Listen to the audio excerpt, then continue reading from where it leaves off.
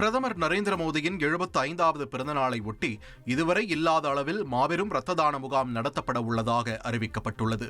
Blood donation Amrit Mahotsav 2.0 என பெயரிடப்பட்டுள்ள இந்த முகாமில் 5 லட்சம் யூனிட் ரத்தம் சேகரிக்க இலக்கு நிர்ணயிக்கப்பட்டுள்ளது. இந்த ரத்த தான முகாம் குஜராத் மாநிலம் அகமதாபாத்தில் உள்ள நரேந்திர மோடி மைதானத்தில் நடைபெற உள்ளது. இதனை பிரதமர் மோடி காணொலி வாயிலாக தொடங்கி வைக்க உள்ளார். இம்முகாம் இந்தியா உட்பட 75 வெளிநாடுகள் என மொத்தம் 7500 இடங்களிலும் ஒரே நேரத்தில் நடக்கும் என்று தெரிவிக்கப்பட்டுள்ளது.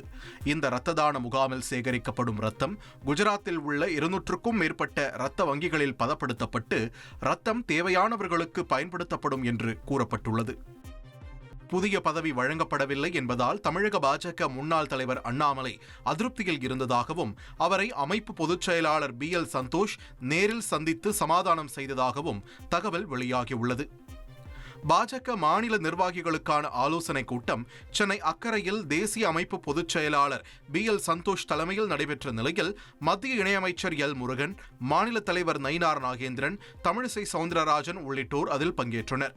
கடந்த சில நாட்களாகவே சென்னை மற்றும் டெல்லியில் நடந்த பாஜகவின் முக்கிய ஆலோசனைக் கூட்டங்களை தவிர்த்து வந்த அண்ணாமலை தற்போது நடந்த ஆலோசனைக் கூட்டத்தையும் தவிர்க்கும் முடிவில் இருந்தார் என்று கூறப்படுகிறது. இந்த நிலையில் BL சந்தோஷ் ஆலோசனை தொடங்கும் முன்பே அக்கரையில் இருந்து பனையூர் சென்று அண்ணாமலையின் இல்லத்தில் சந்தித்து பேசினார்.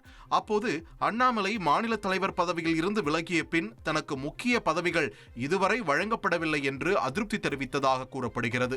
அண்ணாமலையின் கருத்துக்களை முழுவதுமாக கேட்டறிந்த BL சந்தோஷ் அது குறித்து தேசிய தலைமையிடம் பேசி தீர்வு காண்பதாக உறுதியளித்துள்ளார்.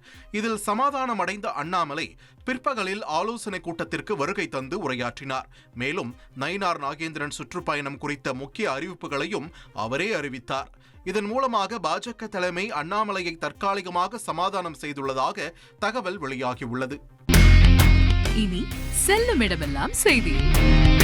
தந்தி டிவியின் வாட்ஸ்அப் சேனலை ஃபாலோ பண்ணினா செல்ல இருக்கும் இடமெல்லாம் செய்தி. இதோ QR கோட் இப்பவே ஸ்கேன் பண்ணுங்க, ஃபாலோ பண்ணுங்க.